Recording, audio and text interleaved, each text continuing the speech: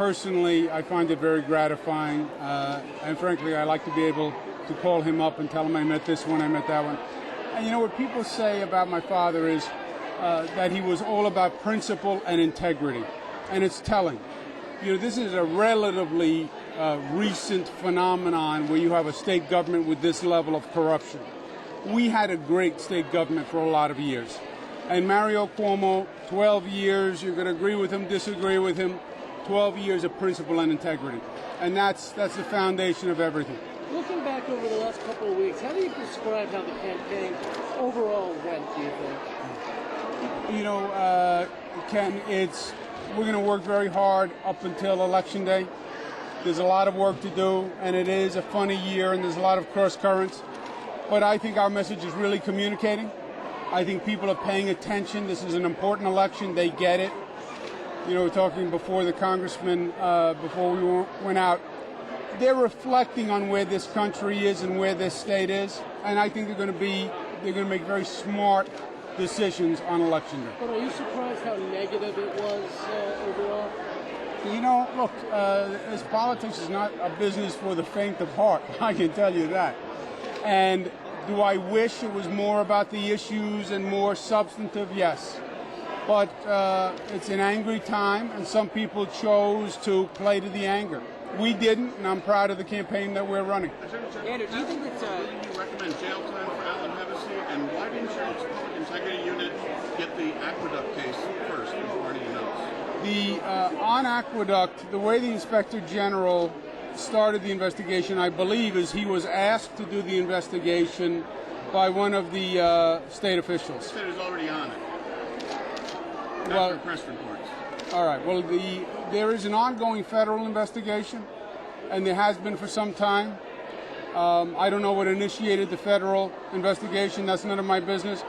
But just as a matter of protocol among law enforcement agencies, when one agency is conducting an investigation, that the proper protocol, in my opinion, is to allow that agency to proceed with that investigation unless you have a good reason to interfere. Well, why wasn't that your agency? Why didn't you have that first year, the public integrity unit? The federal investigation commenced before any of us had heard anything. I don't know what commenced the federal investigation, but something started a federal investigation. And Hevesy, would you recommend or have you recommended jail time for him? He is cooperating with an ongoing investigation, and we'll let that investigation proceed and then see where we are. Mr. Attorney General, you released your environmental plan today, and you know there's a lot of concern about the number of bodies, the lack of bodies in D.C. We're going to have a tough budget year. Are you committed to giving D.C. enough bodies to actually protect the environment and do your plan?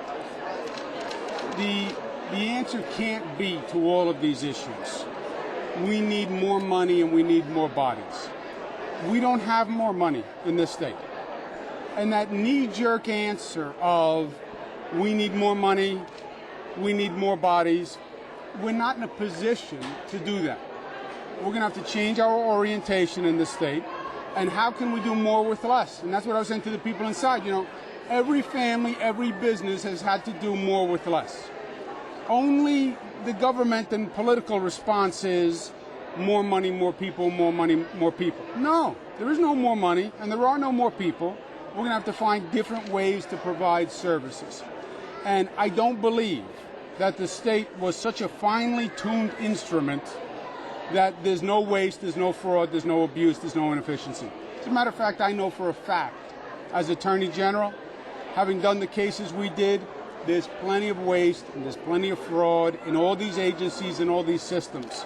And that's what we have to spend time finishing first. General, you know, all the other speakers at the rally mentioned the need to get the Democratic base out, etc. I'm wondering, you called the election a minor detail, and earlier this week you didn't think I was serious when I said that, right? Right? But earlier you didn't really think I was serious. No, I didn't. Okay.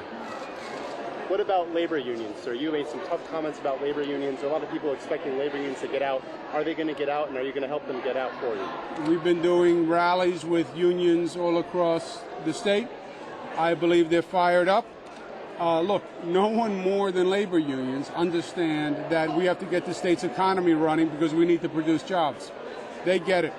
And they are fired up, and they're working and they're organized. We had a big rally yesterday in Suffolk with labor unions, so they're going to be doing everything they can. I'm sure they were represented here today.